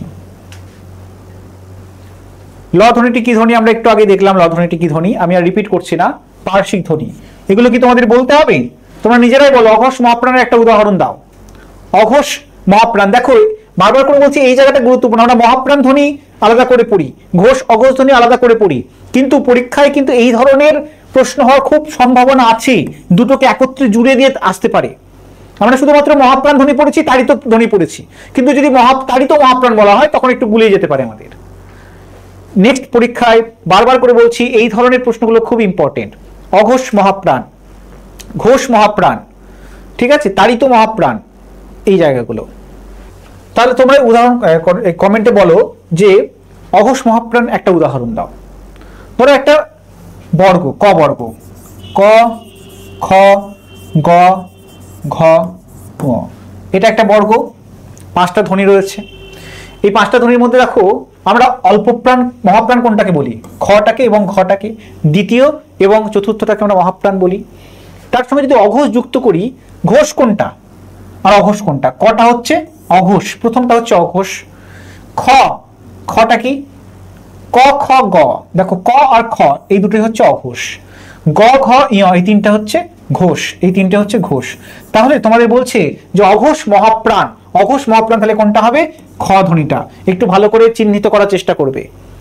বর্গের প্রথম আর তৃতীয় ধ্বনি, বর্গের প্রথম আর তৃতীয় ধ্বনি হচ্ছে কি? অল্পপ্রাণ। দ্বিতীয় আর চতুর্থ ধ্বনি হচ্ছে মহাপ্রাণ। বর্গের প্রথম আর দ্বিতীয় ধ্বনি হচ্ছে অঘোষ, আর তৃতীয় চতুর্থ আর পঞ্চম ধ্বনি হচ্ছে ঘোষ। এখন তোমাদের এইরকম জুড়ে দিয়ে প্রশ্ন যখন দেবে অঘোষ মহাপ্রাণ, তোমরা একটু আলাদা করে এইভাবে খাতার পাশে রেখে চিহ্নিত করতে পারো। ঠিক আছে, তাহলে অঘোষ মহাপ্রাণ কোনটা? এটা হচ্ছে খ। যদি বলে যে ঘোষ মহাপ্রাণ চিহ্নিত করো এই বর্গ থেকে, ঘোষ মহাপ্রাণ, তাহলে ঘোষ মহাপ্রাণ কোনটা হবে? এই গ ঘ ঘ হচ্ছে ঘোষ, তাহলে ঘোষ মহাপ্রাণ হয়ে যাবে ঘ ধ্বনিটা। বোঝা গেল? তাড়িত মহাপ্রাণ কোনটা? দেখো তাড়িত ধ্বনি তোমাদের পড়িয়েছিলাম বা তোমরা জানো তাড়িত ধ্বনি কোনটাকে বলা হয়। তাড়িত ধ্বনি কোনটা? ডয় শূন্য র, কিন্তু এখানে গুলিয়ে যেতে পারে। ঠিক আছে, তোমাদের অপশন দেবে তাড়িত মহাপ্রাণ যদি দিয়ে দেয় তাহলে অনেকেই ভুল করবে যে ডয় শূন্য রটাকে করে দেবে, কারণ তাড়িত ধ্বনি আমরা ডয় শূন্য রকে বলি। কিন্তু যেহেতু মহাপ্রাণ ধ্বনি বলা হচ্ছে, তাই কোনটা হবে? ঢয় শূন্য র। বোঝা গেল? ভালো করে খাতায় নোট করো। তাড়িত মহাপ্রাণ কোনটা? ঘোষ মহাপ্রাণ তো বললাম, তাহলে পার্শ্বিক ব্যঞ্জন ল। বেশ, পরবর্তী প্রশ্ন, আলাপ প্রলাপ বিলাপ শব্দের লাপ অংশটা কি? স্বাধীন রূপমূল, সমন্বয় রূপমূল, ক্র্যানবেরি রূপমূল, নাকি বর্গান্তর? আলাপ প্রলাপ বিলাপ, দেখো এখানে শুধুমাত্র উপসর্গ যুক্ত হয়েছে। ঠিক আছে, আসলে এই লাভটা কি বলতো? লাভটাকে আমি কি ধরনের রূপমূল বলবো? সেটা স্বাধীন রূপমূল, কারণ তার সঙ্গে এই উপসর্গগুলো যুক্ত হচ্ছে বলে আমরা নতুন একটা শব্দ পাচ্ছি। পরবর্তী প্রশ্ন, বাংলায় মৌলিক স্বরধ্বনির সংখ্যা, এটা রিপিটেড হয়েছে প্রশ্নটা, 7টি। ফোন শব্দটি কি বলে? একটু আগে তোমাদের বললাম শব্দের শ্রেণী বিভাজন পড়াতে গিয়ে। ঠিক আছে, এবং সেখানে একটা মুন্ডমাল শব্দ বলে একটা শব্দ পেয়েছিলাম প্রথমে, একেবারে গোগা বাবা শব্দটা কি ধরনের শব্দ, যদিও শব্দটা আসলে ভুলভাবে এসেছে, ঠিক আছে, তোমাদের কনফিউজ করার জন্য এইভাবে লেখা হচ্ছে, কিন্তু মুন্ডমাল শব্দগুলো এই যে অ্যাব্রিভিয়েটেড ওয়ার্ড যেগুলো সেগুলো কখনোই গোগা বাবাতে কিভাবে লেখা হয়েছিল এরকম ভাবে লেখা হয়েছিল, কিন্তু আসলে এইভাবে লেখা হয় না। প্রশ্নে এভাবে লেখা হচ্ছে কেন, কারণ তোমাদের মধ্যে এতে কনফিউশন তৈরি করা হয়। আসলে দেখবে মুন্ডমাল শব্দগুলোকে চিনবে কিভাবে বলো তো, এরকম ভাবে লেখা থাকবে, ঠিক আছে, এরকম ভাবে লেখা থাকবে। এইভাবে লেখাটা কিন্তু ভুল, এক প্রকার ভুল, কিন্তু প্রশ্নে এইভাবে দিতে পারে, তোমাদের কনফিউজ করার জন্যই দিতে পারে। ফোন শব্দটা কি তোমাদের একটু আগে বললাম, সেটা হচ্ছে ক্লিপিংসের উদাহরণ। ফোনটা কি? ক্লিপিংস, কারণ আসল কথাটা হচ্ছে সেল ফোন, ঠিক আছে, কিংবা মোবাইল ফোন, সেখান থেকে সেল বা মোবাইল বাদ দিয়ে আমরা শুধুমাত্র ফোন কথাটা ব্যবহার করছি, সংক্ষিপ্ত করছি, ক্লিপিংস। প্রকৃতি এবং প্রত্যয় মিলে যে ব্যাপার সেটাকে কি বলা হয় বলো? প্রকৃতি এবং প্রত্যয় মিলে যে ব্যাপার সেটাকে আমরা কি বলবো? প্রাতিপদিক, স্বাধীন রূপমূল, রূপ, নাকি দল? দেখো আমরা তাকে কি বলি? রূপমূল বলতে আমরা কি বলেছিলাম? যাকে ভাঙা যায় না। কিন্তু এমন একটা বিষয় বলা যে প্রকৃতি এবং প্রত্যয় যখনই মিলিত হয়ে যাচ্ছে, তার মানে আমরা প্রকৃতিকে ভাঙতে পারছি, প্রত্যয়কে ভাঙতে পারছি, তাহলে সেটাকে আমরা নিশ্চয় রূপমূল বলবো না। তাকে কি আমরা দল বলবো? নিশ্চয় দল বলবো না, দলের ধারণাটা আলাদা, সেটা ধ্বনির সঙ্গে সম্পর্কিত, সেটা শব্দের সঙ্গে সম্পর্কিত নয়। যতটা আমরা এক ঝোঁকে উচ্চারণ করতে পারি তাকে দল বলি। তাহলে রূপ হলো না, দল হলো না। সেটাকে কি আমরা স্বাধীন রূপমূল বলবো, প্রকৃতি এবং প্রত্যয় মিলে, নাকি প্রাতিপদিক বা স্টেম বলবো? এখন দেখো প্রাতিপদিক বলতে আমরা কি বুঝি, ভালো করে প্রশ্নটা খেয়াল করো। অনেকে প্রাতিপদিক অপশনটা করতে পারো তোমরা, কিন্তু প্রাতিপদিক এই কারণে হবে না, কারণ প্রাতিপদিক বলতে আমরা কি বুঝি? প্রত্যয় বাদ দিয়ে যে অংশটা পড়ে থাকে সেটা হচ্ছে প্রাতিপদিক। কোন একটা শব্দের প্রত্যয় বাদ দিয়ে যে অংশটা পড়ে থাকে সেটা হচ্ছে প্রাতিপদিক। তাহলে এখানে প্রকৃতি এবং প্রত্যয় তো মিলিত হচ্ছে বলা হচ্ছে, তাহলে এটাকে কেন আমরা প্রাতিপদিক বলবো? এটা অবশ্যই প্রাতিপদিক হবে না, সেটা হবে কি স্বাধীন রূপমূল, ঠিক আছে, যেটাকে তোমরা সরাসরি প্রশ্নের উত্তর করতে পারবে না। সেই প্রশ্নের উত্তরগুলোকে তোমরা এইভাবে একটু বাকি অপশনগুলোকে দেখে করার চেষ্টা করবে, ঠিক আছে। এবং আরো একটা বিষয় মাথায় রাখার, এই ধরনের এমসিকিউ টাইপের প্রশ্ন না অনেক সময় আমরা ভুল করে ফেলি। কেন বলতো? প্রশ্নের উত্তর করার পদ্ধতির উপরে আমরা অনেক সময় ভুল করে ফেলি। কেন ভুল করি ভালো করে মাথায় রাখবে। দেখবে যখনই এরকম চারটে অপশন দেবে, আমরা বাকি অপশনগুলো খেয়াল করি না। আমরা কোনো একটা বিষয় জানি, সেই জানা অনুযায়ী করে ফেলি, বাকি যে তিনটে অপশন আছে সেটা খেয়াল করি না। কিন্তু এই ধরনের এমসিকিউ টাইপ প্রশ্ন সবসময় দেখবে মোস্ট অ্যাপ্রোপ্রিয়েট যে উত্তর সেটা করতে হয়, কারণ এমন অনেক উত্তর থাকবে দেওয়া যেগুলো দেখবে খুব কাছাকাছি। যেমন এখানে দেখো রূপ দেওয়া আছে বা স্বাধীন রূপমূল, খুব কাছাকাছি দুটো জায়গা অপশনে, কিন্তু তোমাদের এরকম থাকবে খুব কাছাকাছি দুটো অপশন হয়তো দিয়ে দিল। আমাদের কোনটা করতে হবে যেটা একদম সঠিক, সেই অপশনটাকে আমাদের নির্বাচন করতে হবে। এখানে একদম সঠিক অপশন কোনটা হচ্ছে স্বাধীন রূপমূল। টেলিফোন থেকে ফোন কথাটি হলো কি? এখানে আমরা সেই ক্লিপিংসের উদাহরণ পাচ্ছি, ঠিক আছে। ধন্য শব্দের আদি অর্থ ধনবান, পরিবর্তিত অর্থ সৌভাগ্যবান। এই অর্থ পরিবর্তনের ধারাটি কি? কি ধরনের ধারা? তোমাদের কিন্তু পরীক্ষা এত ডিটেলসে দেবে না, পরীক্ষা শুধুমাত্র দেবে যে ধন্য শব্দটিতে কি ধরনের অর্থের পরিবর্তন ঘটেছে। তাহলে ধন্য কথার অর্থ কি ছিল? যার ধন সম্পত্তি রয়েছে সেই ছিল ধন্য, যে ধনবান সেই হচ্ছে ধন্য। কিন্তু আজকে আমরা ধন্য কথাটা কি অর্থে ব্যবহার করি? ধন্য কথাটা যে আমি ধন্য হয়ে গেলাম, সে আমার সঙ্গে কথা বললো বলে আমি ধন্য হয়ে গেলাম। তাহলে এই ধন্য কথাটা আমরা কি অর্থে ব্যবহার করি? আমরা আজকে সৌভাগ্যবান অর্থে ব্যবহার করি, ঠিক আছে, সৌভাগ্যবান। তাহলে ধনবানের সঙ্গে সৌভাগ্যবান এর কি সরাসরি কোনো অর্থগত সম্পর্ক রয়েছে? নেই তো। তাহলে এটাকে আমরা কি বলবো? এটাকে আমরা শব্দার্থের রূপান্তর বলবো, ঠিক আছে, শব্দার্থের রূপান্তর বলবো। এখানে দেখো রূপান্তর এবং সংক্রম একই অপশন দিয়ে দিয়েছে, দুটো অপশন আলাদা হবে। উজবুক কথার আদি অর্থ কি? উজবেক জাতির লোক, উজবেক জাতির লোক। আর উজবুক কথার বর্তমান অর্থ বোকা। এটাও দেবে না, এই ডিটেলসটা দেবে না, শুধুমাত্র শব্দটা তোমাদের এখানে বোঝানোর জন্য ডিটেলসটা দেওয়া হয়েছে, যাতে তোমরা বুঝতে পারো সে কারণে ডিটেলসটা দেওয়া হয়েছে। কিন্তু তোমাদের শুধুমাত্র এই শব্দটাকে দেবে যে উজবুক শব্দে কি ধরনের অর্থের পরিবর্তন ঘটেছে, উজবুক শব্দে কি ধরনের অর্থের পরিবর্তন ঘটেছে। তাহলে উজবুক বলতে আমরা কি বুঝেছিলাম? উজবুক মানে উজবেকিস্তান বলে যে জায়গাটা রয়েছে, উজবেকিস্তান, সেই উজবেকিস্তানের মানুষজন তাকে আমরা বলি উজবুক। উজবেকিস্তানের মানুষজন, উজবেক জাতির যে লোক, তাকে আমরা বলি উজবুক। কিন্তু উজবুক বলতে আমরা এখন কি বোঝাচ্ছি? বোকা বোঝাচ্ছি, বোকা। ঠিক আছে, তাহলে এখানে কি অর্থের রূপান্তর, কারণ উজবেকিস্তানের লোকের সঙ্গে বোকা এই অর্থের কি কোনো সম্পর্ক রয়েছে? নেই। আচ্ছা বলো তো, দারুণ প্রশ্ন। হ্রদ থেকে হদ থেকে দহ যে ধরনের ধ্বনি পরিবর্তন, বলো তোমরা কমেন্ট করে জানাও যেটা কি ধরনের ধ্বনি পরিবর্তন হচ্ছে এখানে। হ্রদ থেকে হদ থেকে দহ কি ধরনের ধ্বনি পরিবর্তন করছে? দেখো হ্রদ থেকে হদ থেকে দহ, এটা প্রথম যদি শুধুমাত্র এই অপশনে না দেখো, যদি এইটা দেখো, তোমাদের বলে দিই, যখন এইরকম ভাবে প্রশ্নটা দেবে, ধরো তিনটে পরপর দিয়ে দিল, তখন আমরা কোন ধ্বনি পরিবর্তনটাকে লক্ষ্য করব সেটা একটু বোঝায়, বুঝতে হবে। কারণ এখানে একরকম ধ্বনি পরিবর্তন ঘটছে, আবার এটা থেকে যখন এটা আসছে তখন একরকম ধ্বনি পরিবর্তন ঘটছে। কেন? হ্রদ থেকে যখন হদ আসছে সেখানে কি ধরনের ধ্বনি পরিবর্তন ঘটছে? সেখানে কিন্তু দেখো ধ্বনি লোপ ঘটছে, খেয়াল করতে পারছো? কারণ কি এই যে রফলা এটা কিন্তু লুপ্ত হয়ে যাচ্ছে, কিন্তু এখানে কি কোথাও ধ্বনি লোপ আছে? নেই, অপশনে নেই। হদ থেকে দহ যখন হচ্ছে তখন কি হচ্ছে? দেখো হদ হ এবং দ ছিল, সেখান থেকে দহ হলো, মানে কি দটা, এই দটা আগে চলে এলো, হটা পরে চলে গেল। তাহলে এই যখন অর্থাৎ বর্ণের এখানে স্থানান্তর ঘটে যাচ্ছে, বর্ণের বিপর্যয় ঘটে যাচ্ছে, বোঝা গেল? তো এটাকে আমরা বলবো বর্ণ বিপর্যয়। ঠিক আছে, এটাকে আমরা কি বলবো? বর্ণ বিপর্যয়, কারণ বর্ণের স্থানান্তর ঘটে যাচ্ছে। কিন্তু তাহলে কোন অপশনটাকে আমরা ধরছি? একেবারে শেষে যে বিষয়টা ঘটছে সেটাকে আমরা ধরছি, মাঝের বিষয়টাকে কিন্তু ধরছি না। এবং রাখতে হবে কোনটার প্রেক্ষিতে? এইটার প্রেক্ষিতে, কারণ এইখান থেকে আমরা সরাসরি এটা পাচ্ছি না, এখানে মাঝের মধ্যবর্তী স্তর হচ্ছে এটা। তো এইখান থেকে যদি এটাকে ধরি তাহলে সেখানে আমরা বর্ণ লোপ পাচ্ছি, ব্যঞ্জন লোপ পাচ্ছি, আবার ধ্বনি বিকার পাচ্ছি, দুটো বিষয় পাচ্ছি। কিন্তু সেই প্রেক্ষিতে ধরলে হবে না, আমাদের ধরতে হবে মাঝের স্তর থেকে শেষের স্তরটাকে। বোঝা গেল? বেশ,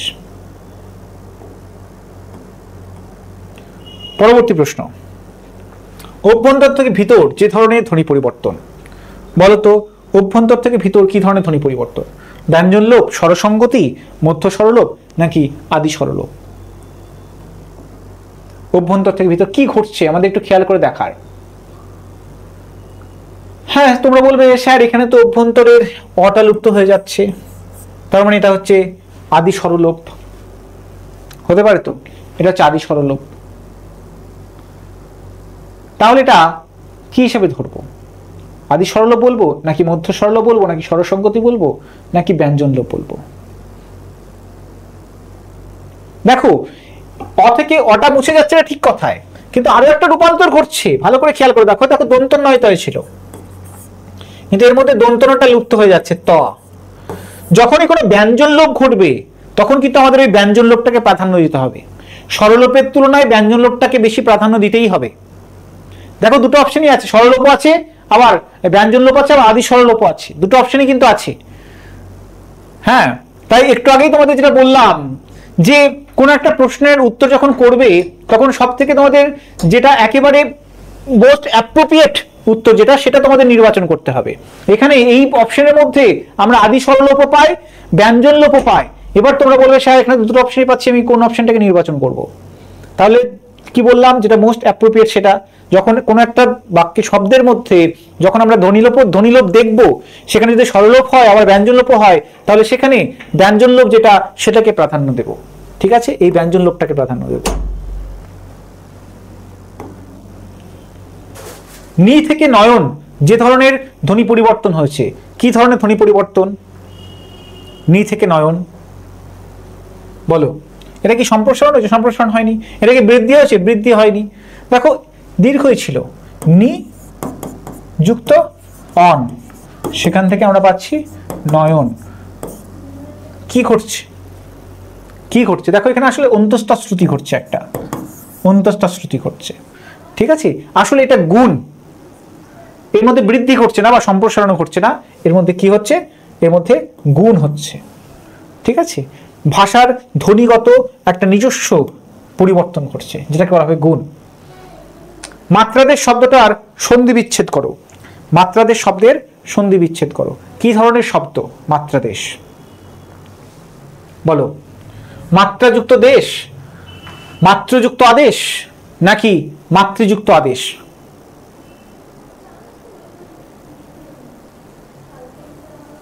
বলো কোনটা হবে?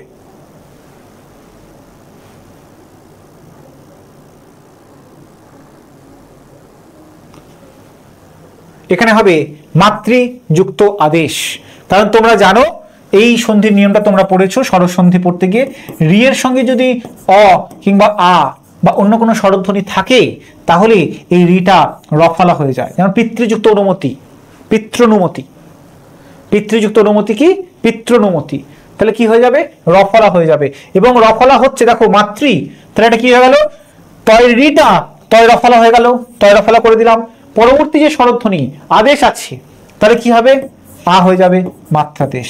বোঝা গেল? কিন্তু ভালো করে খেয়াল করে দেখো, পিতৃ একই রকম শব্দ, পিতৃ, তার সঙ্গে আমি যদি অনুমতি যোগ করি তাহলে তার সন্ধিবদ্ধ পদের যে গঠনটা সেটা কি হবে?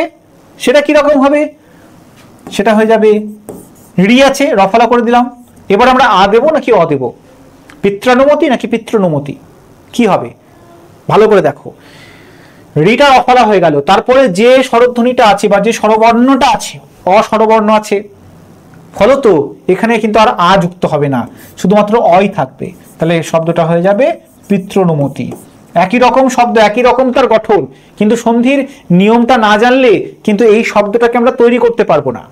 সন্ধিবদ্ধ শব্দ কোনটা হবে সেটা কিন্তু আমরা বুঝতে পারবো না। একই রকমের গঠন, একটা হচ্ছে মাতৃযুক্ত আদেশ, কিন্তু তার সন্ধিবদ্ধ রূপটা আমরা কি পেলাম? মাত্রাদেশ। কারণ রিটা রফলা হয়ে যাচ্ছে আর এই যে আ সেটা অক্ষত থাকছে, তাই মাত্রাদেশ। কিন্তু একই রকমের শব্দ, পিতৃযুক্ত অনুমতি যখন পাচ্ছি তখন পিতৃনুমতি পাচ্ছি না, তো আমরা কি পাচ্ছি? পিতৃনুমতি। কেন? কারণ এই রিটা রফলা হয়ে যাচ্ছে কিন্তু এরপরে কি আছে? অ আছে, যে কারণে সেটাকে আমরা পিতৃনুমতি করতে পারছি না। ধরো সন্ধিবদ্ধ এই বিষয়টাকে উল্টে দিতে পারি, ঠিক আছে? এখানে মাত্রাদেশটাকে তোমাদের ভাঙতে দিয়েছে, এবারে তোমাদের দিতে পারে পরীক্ষায় পিতৃযুক্ত অনুমতি, তার সন্ধিবদ্ধ কতগুলো রূপ দিয়ে দিল, পিতৃনুমতি, পিতৃনুমতি, পিতৃ অনুমতি এরকম দিতে পারে, পিতৃনুমতি এরকম দিতে পারে। তো আমাদের সঠিক সন্ধিবদ্ধ পদটা সেখানে নির্বাচন করতে হবে। পরবর্তী প্রশ্ন, নিরলঙ্কৃত শব্দটার সন্ধি বিচ্ছেদ করো। কি হবে? নিযুক্ত অলঙ্কৃত না কোনটা?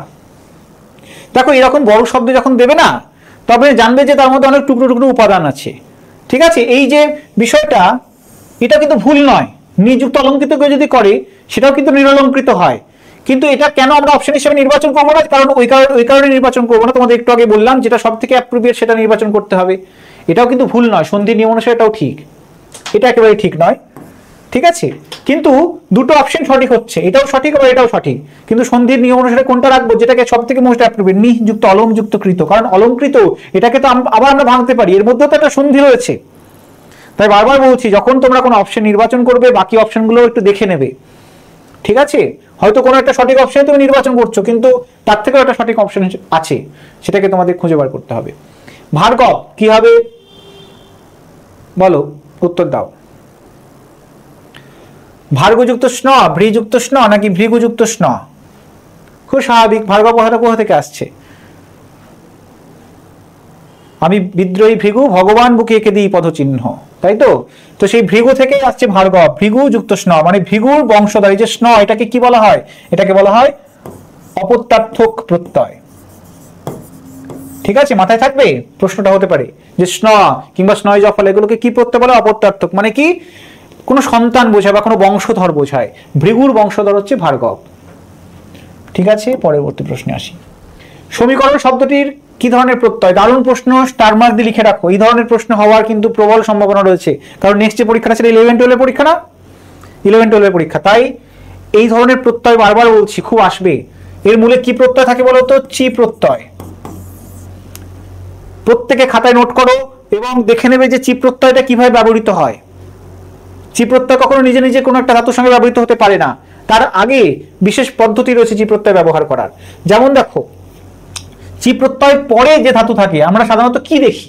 যে প্রত্যয়ের আগে ধাতু থাকে, তাই তো? কিন্তু চি প্রত্যয় এমন একটা প্রত্যয়, আরো কোনো প্রত্যয় তোমরা এরকম পাবে না। চি প্রত্যয় এমন একটা প্রত্যয় যার পরে কিন্তু একটা ধাতু থাকবে। সেটা কি ধাতু? সেটা হয় ক্রি ধাতু নয় ভূ ধাতু। যেমন উদাহরণগুলো কিভাবে মাথায় রাখবে, দেখবে কোনো পরিবর্তন বোঝায়, যেমন শিলীভবন। শিলীভবন মানে কি বলতো, শিলায় পরিণত হচ্ছে, শিলায় পরিণত হচ্ছে। যেমন ধরো সমীকরণ, সমীকরণ মানে কি, তাকে সমীভূত করা হয়েছে, তাকে সমান করা হয়েছে। তো যখনই এইরকম, বা ভস্মীভূত, ভস্মীভবন, ভস্মীভূত করা হয়েছে, এইরকম যখনই কোনো শব্দের গঠন পাবে চোখ বুঝে এখানে চি প্রত্যয় করবে। চি প্রত্যয় তো করলাম, এবার গঠনটা আমাদের দেখতে হবে। তাহলে কিরকম গঠন, তাহলে দেখো এখানে শিলা যুক্ত চি প্রত্যয় করলাম, যুক্ত ভূ ধাতু, যুক্ত অন প্রত্যয়। ঠিক আছে, তাহলে এই গঠনটা একটু মিলিয়ে নাও। সমীকরণে কিরকম হচ্ছে, সম, তার সঙ্গে চি প্রত্যয়, তার সঙ্গে ক্রি ধাতু, তার সঙ্গে অন প্রত্যয়। ভালো করে গঠনটা খেয়াল করো, ঠিক আছে, মনোযোগ সহকারে। আচ্ছা, পরবর্তী প্রশ্নে আসি। বলো এই প্রশ্নের উত্তরটা তোমরা একটু দেওয়ার চেষ্টা করো।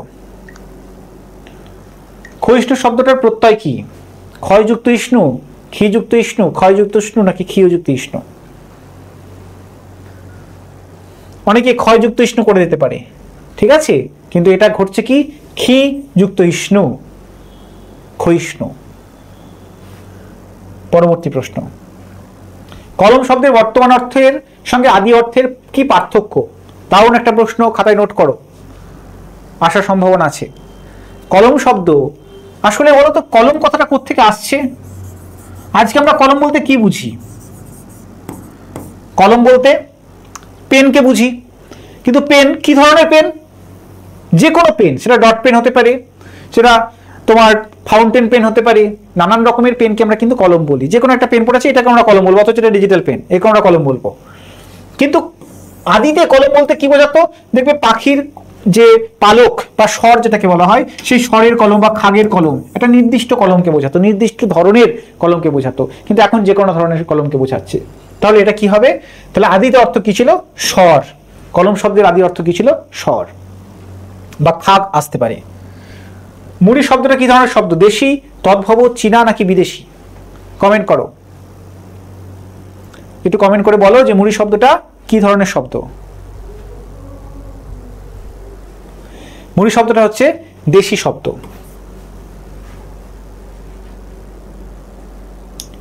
পরবর্তী প্রশ্নে আসি। মন্দির দেবালয় অর্থে ব্যবহৃত হলে শব্দের কি ঘটে? উৎকর্ষ, সম্প্রসারণ, অর্থ সংক্রম নাকি সংকোচন? কি ঘটে? মন্দির যদি দেবালয় অর্থে ব্যবহৃত হয় তাহলে শব্দের উৎকর্ষ ঘটবে নাকি সম্প্রসারণ ঘটবে নাকি সংক্রম ঘটবে নাকি সংকোচন ঘটবে? বলো। দেখো ভালো করে বোঝার, মন্দির তোমাদের কিন্তু দুটো অপশনে আসতে পারে, এখানে গুলিয়ে যাবে কোনটার মধ্যে আমি আসছি। মন্দির মানে কি? যে কোনো ঘর বোঝাতো, আগে যে কোনো গৃহকেই মন্দির বলা হতো, তোমার আমার যে কোনো গৃহ। কিন্তু এখন মন্দির বলতে কি বোঝাচ্ছি? মন্দির বলতে দেবতার আলয়কে বোঝাচ্ছি বা দেবালয়। এখন এখানে তোমরা বলবে স্যার এটা তো অর্থের সংকোচনও ঘটছে, কারণ যে কোনো গৃহ, যেমন ধর আমরা গঙ্গাটাকে দেখলাম, গঙ্গা আদিতে ছিল কি? যে কোনো নদী, গাং, গাং বলতে যে কোনো নদীকে বোঝাতো, এখন গঙ্গা বলতে একটা নির্দিষ্ট নদীকে বোঝাচ্ছে, ফলে অর্থের সংকোচন হচ্ছে। প্রদীপের ক্ষেত্রেও দেখলাম অর্থের সংকোচন ঘটছে, প্রদীপ বলতে যে কোনো আলো, এখন প্রদীপ বলতে নির্দিষ্ট আলো। কিন্তু মন্দিরের ক্ষেত্রে একটু পার্থক্য হচ্ছে, কেন? কারণ মন্দির যে কোনো গৃহকেই বোঝাতো, এখন বোঝাচ্ছে দেবতার গৃহকে, তাই অর্থের সংকোচন হচ্ছে অবশ্যই। কিন্তু এটাকে আমরা অর্থের সংকোচনের মধ্যে রাখছি না, তারও একটা যুক্তি আছে কেন রাখছি না।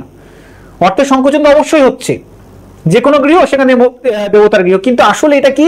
এটাকে আমরা বলবো অর্থের উৎকর্ষ ঘটা, ঠিক আছে, অর্থের উন্নতি ঘটছে। কেন? কারণ মন্দির বলতে যে কোনো গৃহকে বলতে, আজকে দেবতার গৃহ, তার উন্নতি ঘটলো, তাই এটাকে আমরা বলবো অর্থের উৎকর্ষ ঘটছে বা উন্নতি ঘটছে। পরবর্তী প্রশ্ন, নিচের কোন উদাহরণটি শব্দার্থের সম্প্রসারণ ঘটেছে? বলো। গঙ্গায় আমরা কি দেখলাম? শব্দের সংকোচন। রমণী নাকি অচল নাকি ক্ষীর, কোনটায় শব্দের সম্প্রসারণ ঘটেছে?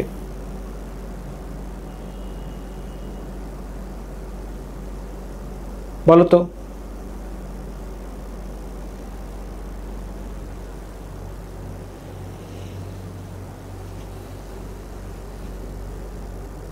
দেখো, ক্ষীর মানে কি? যা খরিত হয়।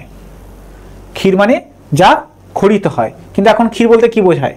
ক্ষীর বলতে কি যা খরিত হয়ে বোঝায় নাকি একটা খাদ্যবস্তুকে বোঝাচ্ছি? একটা খাদ্যবস্তু। অচল বলতে কি বোঝাতো? যা চলে না, সেটাকে আমরা অচল বলি। অচল বলতে কি বোঝাতো? যা চলে না।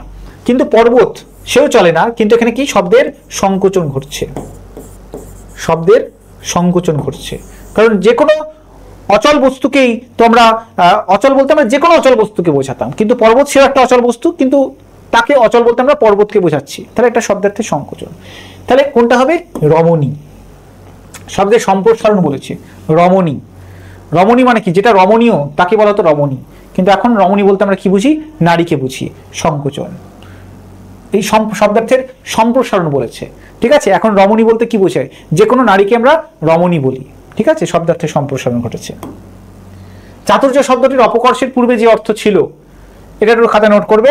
চাতুর্য মানে কি? এখন আমরা চতুরতা বোঝাই, এখন আমরা চতুরতা বোঝাই। তাহলে এখন অর্থটা নিশ্চয় চতুরতা নয়। চাতুর্য শব্দটির অপকর্ষের পূর্বে যে অর্থ ছিল, অপকর্ষের পূর্বে যে অর্থ ছিল, এখন এটাতে একটা অপকর্ষ ঘটেছে। চাতুর্য মানে কি? চতুরতা। চতুরতা খুব একটা তো ভালো জিনিস নয়, তো শব্দের অপকর্ষ ঘটেছে বা অবনতি ঘটেছে। কিন্তু আগে কি অর্থ ছিল? সৎকার্যে নৈপুণ্য। বোঝা গেল? পরবর্তী প্রশ্ন, শব্দার্থ সংক্রম বলতে কি বোঝায়? অর্থের সংকোচন, চতুরতা, অর্থের উৎকর্ষ সাধন নাকি অর্থের রূপান্তর? একটু আগে বললাম অর্থের রূপান্তর সাধন। ঠিক আছে, কম্পনজাত বর্ণগুলি কোনগুলি? র, ল, ন, ঢয়শন র, ঢয়শন র, চ, ছ বর্গীয় ঝ। দেখো এই ধরনের অপশনগুলো তোমরা যখন দেখবে, তোমরা তখন কি করবে? অনেকে চোখ বুঝে এই র মানে তো কম্পনজাত ধ্বনি, তাই এই অপশনটাকে নির্বাচন করে দিল। আরে বাবা দেখো যে পরবর্তী অপশনগুলো কি আছে। র এর সঙ্গে ল আছে, ল কি কম্পনজাত ধ্বনি? না তো, লটা তো পার্শ্বিক ধ্বনি বা তরল ধ্বনি। ন কি কম্পনজাত ধ্বনি? না তো, নটা তো নাসিক্য ধ্বনি, দন্ত ধ্বনি। তাহলে নিশ্চয়ই প্রথম অপশনটা হবে না। একটা অপশন ঠিক মানে তো পুরো অপশন ঠিক নয়। এটাও না, কারণ এটাকে আমরা তাড়িত ধ্বনি বলি বা ফ্ল্যাট সাউন্ড বলি। এটাও না, এটাগুলোকে আমরা তালব্য ধ্বনি বলি। তাহলে এর অপশন হবে কি? কোনোটাই নয়। তাহলে যারা এক অপশনটা নির্বাচন করে আসবে তারা কিন্তু পুরোপুরি ভুল করবে। পরবর্তী, তিনি আমাদের গল্প বলেন কোন ক্রিয়া? বিকর্মক, সকর্মক, এককর্মক নাকি কি ক্রিয়া? দেখো প্রথমে আমরা একটা অপশনকে বাদ দিয়ে দেবো। এই এককর্মক ক্রিয়া বলে কি কোনো ক্রিয়া হয়? এককর্মক আবার কি হয়? সকর্মক, অকর্মক না দ্বিকর্মক, এই তিন রকম হয়। এককর্মক ক্রিয়া বলে কোনো ক্রিয়া হয় না। ঠিক আছে, ক্রিয়ার এক একাধিক কর্ম থাকতে পারে, তাই সেই অনুসারে আমরা সকর্মক, অকর্মক এবং দ্বিকর্মক ক্রিয়া বলি। তাহলে আমরা এটাকে কি বলবো? গল্প বলেন। কি বলেন? গল্প বলেন। তাহলে এটা কি? সকর্মক ক্রিয়া। ভারতের প্রাচীনতম ভাষাগোষ্ঠী কোনটি? দ্রাবিড়, অস্ট্রিক, আলপীয় নাকি সেমেটিক? একটু অপশন তোমরা বলো। ভারতের প্রাচীন ভাষাগোষ্ঠী, কারণ ভারতে অনেক ভাষাগোষ্ঠী রয়েছে, দ্রাবিড় রয়েছে, অস্ট্রিক রয়েছে। আমরা যে বাংলা ভাষা পড়তে গিয়ে ইন্দো ইউরোপীয় ভাষা পড়ি বা আর্য ভাষা পড়ি, সেটাও কিন্তু একটা নির্দিষ্ট ভাষাগোষ্ঠী। ঠিক আছে, যে প্রাচীন ভারতীয় আর্যের যে ভাষাগোষ্ঠী, ভারতীয় আর্য ভাষাগোষ্ঠী যেটাকে আমরা বলি, সেটা একটা নির্দিষ্ট ভাষাগোষ্ঠী। সেখান থেকে এই যে হিন্দি, বাংলা, উড়িয়া, অসমিয়া এই সমস্ত ভাষাগুলো আসছে। ঠিক আছে, মৈথিলি, গুজরাটি, কোঙ্কনি, মানে মহারাষ্ট্রী, নানান ভাষা সেখান থেকে আসছে। কিন্তু সমস্ত ভাষা নয়, যেমন তামিল, তেলেগু, এগুলো তো আর এই আমাদের প্রাচীন ভারতীয় আর্য ভাষাগোষ্ঠীর ভাষা নয়। তাহলে সেগুলো কি? সেগুলো হচ্ছে দ্রাবিড়। এবং এই দ্রাবিড় ভাষাগোষ্ঠী প্রায় 4000 বছর আগে এদের ভাষা তৈরি হয়েছে। আমাদের বাংলা ভাষা তৈরি হচ্ছে কবে? 1000 বছর আগে। নব্য ভারতীয় আর্য ভাষা 1000 বছর আগে তৈরি হচ্ছে বাংলা ভাষা। তামিল প্রায় 4000 বছর আগে। আর আমাদের প্রাচীন ভারতীয় আর্য ভাষা যে তৈরি হচ্ছে সেটা কবে? 1500 খ্রিস্টপূর্বাব্দ, মানে মোটামুটি 3 থেকে 3.5। তারও আগে হচ্ছে দ্রাবিড়টা ছিল ভারতবর্ষে। ওডিবিএল গ্রন্থের পুরো নাম কি? দেখো একই রকমের নাম রয়েছে, আমাদের সঠিকটা চিহ্নিত করতে হবে। সঠিক অপশন কোনটা? Origin and development of Bengali language. ঠিক আছে, সুধি শব্দের সমাস কি? এটা তোমাদের আমি বলেছিলাম। সুধি, এটা যদি ভাঙি, সুধি মানে হচ্ছে বুদ্ধি যার, সুধি যার, সুবুদ্ধি যার। তাহলে এখানে সুও প্রাধান্য পাচ্ছে না, ধিও প্রাধান্য পাচ্ছে না, প্রাধান্য পাচ্ছে কোনটা? যার, এই কথাটা। তাহলে এটাকে আমরা বলবো সমানাধিকরণ বহুব্রীহি। সমানাধিকরণ বহুব্রীহি। ঠিক আছে, পরবর্তী প্রশ্ন, ভাষার দুটি উপাদানের কথা কে বলেছেন? নোয়াম চমস্কি, ব্লুমফিল্ড, শ্বশুর নাকি রুফো? ভাষার দুটি উপাদানের কথা, এটা সম্ভবত শ্বশুর হতে পারে। এই অপশনটাকে আমি আরেকবার তোমাদের কনফার্ম হয়ে বলবো। ভাষার দুটি উপাদান, তোমাদের যদি কারো জানা থাকে এবার বলো, ভাষার দুটি উপাদানের কথা কে বলেছেন? শ্বশুর হওয়ার সম্ভাবনা আছে, তাও আমি আরেকবার কনফার্ম হয়ে তোমাদের জানাবো বিষয়টা। র ধ্বনিটি কি ধরনের ধ্বনি? র ধ্বনি দেখো তাড়িত ধ্বনি আমরা দেখেছি, ডয়শূন্য র মূলত ডয়শূন্য র মহাপ্রাণ তাড়িত। উষ্ম ধ্বনি আমরা জানি তালবস্য মূর্ধন্যস্ব দন্তস্ব হ। পার্শ্বিক ধ্বনি আমরা জানি ল, এটাকে তলল ধ্বনিও বলা হয়। তাহলে কম্পিত ধ্বনি কোনটা? র। তোমরা উচ্চারণ করে দেখো, র র র, কাঁপছে, জিভটা আগায় সামনের দিকে এগিয়ে গিয়ে কম্পিত হচ্ছে, তাই রটা হয়ে গেল কম্পিত ধ্বনি। পরবর্তী অপশন, মুখের মান্য বাংলা স্বরধ্বনির সংখ্যা কত? একই প্রশ্ন রিপিটেড হচ্ছে। বেশ, 55 প্রশ্নে আসি। বাংলা ভাষায় যৌগিক স্বরধ্বনি বা সন্ধ্যাক্ষর কতগুলো? দেখো মাথায় রাখবে, যৌগিক স্বরধ্বনির আর একটা নাম কি বলছে? সন্ধ্যাক্ষর। এই অপশনটা কিন্তু প্রশ্ন দিতে পারে, গুলিয়ে যায় না যেন। সন্ধ্যাক্ষর বলা হয় যৌগিক স্বরধ্বনিকে, ঠিক আছে? খাতায় নোট করে নাও, এখান থেকে যৌগিক স্বরধ্বনি না বলে সন্ধ্যাক্ষর বলতে পারে। সন্ধ্যাক্ষর, মূল সন্ধ্যাক্ষর কটা? দুটো, ওই এবং ও, এই দুটো কিন্তু আমাদের বর্ণমালায় স্থান পেয়েছে, কিন্তু এর বাইরেও আমাদের মৌখিক ভাষায় আরো প্রায় 25টা যৌগিক স্বরধ্বনি পাওয়া যায়, ঠিক আছে? তাই অপশনে 25টাও দিতে পারে, হয় দুটো দিতে পারে নয় 25টা দিতে পারে। যদি দুটো দেয় দুটো অপশন রাখবে, দুটো যদি না দেয় 25টা দেয় তাহলে 25টা রাখবে। কিন্তু আমাদের বর্ণমালায় যৌগিক স্বরধ্বনি দুটি রয়েছে, ওই এবং ও, ঠিক আছে? বেশ, ঘৃষ্টবর্ণ কোনগুলো? ঘৃষ্টবর্ণ দেখো চ ছ বর্গীয় জ ছ, এগুলো ঘৃষ্টবর্ণ, এগুলো হচ্ছে মূর্ধন্য বর্ণ, এগুলো হচ্ছে দন্তবর্ণ। বোঝা গেল? ঘৃষ্ট মানে কি? খসা খাচ্ছে, যে যে ধ্বনিগুলো উচ্চারণ করতে গেলে বাতাসটা যখন নির্গত হয় আমাদের জিহ্বা এবং তালুর মধ্যে বাতাসটা খসা খায়, তাই তাকে বলে ঘৃষ্ট ধ্বনি। চ ছ বর্গীয় জ ছ। রূপ প্রক্রিয়ার মোট বিষয় কটি? সুকুমার সেনের মতে রূপ প্রক্রিয়ার মোট বিষয় কটি? তোমাদের এটা অপশন হিসেবে থাকলো, তোমরা নিজেরা বলবে, ঠিক আছে, যে রূপ প্রক্রিয়ার মোট বিষয় কটি। এটা তোমরা দেখে বলবে যে সুকুমার সেনের বইয়ে কি রয়েছে। ত্রস্পর্শ থেকে 13 স্পর্শ কি ধরনের শব্দ? অর্ধ তৎসম। ত্রস্পর্শ এটা হচ্ছে তৎসম শব্দ, যখন ভেঙে যায়, যেমন ধরো কৃষ্ণ, কৃষ্ণ থেকে যখন কেষ্ট পায়, কৃষ্ণ থেকে যখন কেষ্ট পায়, এটা কি ধরনের শব্দ হয়ে যায়? এটা হয়ে যায় অর্ধ তৎসম শব্দ। তাহলে একই রকমের ভাবে পরিবর্তন হচ্ছে ত্রস্পর্শ থেকে 13 স্পর্শ, কি ধরনের পরিবর্তন? অর্ধ তৎসম শব্দের যে পরিবর্তন সেটা। উত্তরপদের অর্থ প্রাধান্য পায় কোন সমাসে? বলো। দ্বন্দ্ব সমাস, সেখানে তো দুজনের দ্বন্দ্ব দেখি, ঠিক আছে? ভালো মন্দ, ভালো আর মন্দের মধ্যে দ্বন্দ্ব, ভীম অর্জুন, ভীম আর অর্জুনের মধ্যে দ্বন্দ্ব, দুজনেরই প্রাধান্য। বহুব্রীহি সমাসে কোনো পদেরই প্রাধান্য না পেয়ে অন্য পদের অর্থ প্রাধান্য পায়, ঠিক আছে? বহুব্রীহি, বিনা পানি, বিনা পানিতে যার, বিনাও প্রাধান্য পাচ্ছে না, পানিও প্রাধান্য পাচ্ছে না, অন্য পদ প্রাধান্য পাচ্ছে। দ্বিগু সমাসে আমরা কি দেখি? দ্বিগু সমাসে কোনো সমষ্টিকে বুঝি, ধরো পঞ্চবটি, পঞ্চবটের সমাহার, সেখানে সমষ্টির অর্থের প্রাধান্য, তাহলে পড়ে থাকলো কি? অব্যয়ীভাব। তাহলে উত্তর পদের অর্থ প্রাধান্য পায় কোথায়? অব্যয়ীভাব সমাসে, ঠিক আছে? ভাষার অতি ক্ষুদ্রতম এককটি কি? বাগধ্বনি, ধ্বনি, অবিভাজ্য ধ্বনি নাকি বিভাজ্য ধ্বনি? অতি ক্ষুদ্রতম একক, বাগধ্বনি, ধ্বনি, অবিভাজ্য ধ্বনি নাকি বিভাজ্য ধ্বনি? বলো। দেখো বিভাজ্য অবিভাজ্য ধ্বনি শ্রেণী বিভাজন, তো এটা তো আসবে না নিশ্চয় ক্ষুদ্রতম একক হিসাবে। তাহলে কি আসবে? বাগধ্বনি আসবে না, কারণ বাগধ্বনি বলতে আমরা কি বুঝি? বাক যন্ত্র থেকে উচ্চারিত যে ধ্বনি তাকে আমরা বাগধ্বনি বলি। তাহলে অতি ক্ষুদ্রতম একককে আমরা কি বলতে পারি? ধ্বনি বলতে পারি। এটা একটু ট্রিকি প্রশ্ন, এই ধরনের প্রশ্ন আসতেও পারে, ট্রিকি প্রশ্ন। তাই তোমাদের নেক্সট যে পরীক্ষা, কতগুলো ভাষার প্রশ্ন নিয়ে আমি আলোচনা করলাম, তোমরা নিজেরা অবশ্যই স্টাডি করবে, নিজেরা অবশ্যই ভালো করে প্রিপেয়ার হবে নেক্সট পরীক্ষার জন্য, এবং তোমাদের সকলের জন্য আমার দিক থেকে শুভকামনা রইল। প্রত্যেকে ভালো করে, বিশেষ করে ব্যাকরণ অংশটা খুব মনোযোগ সহকারে এবং প্রত্যেকটা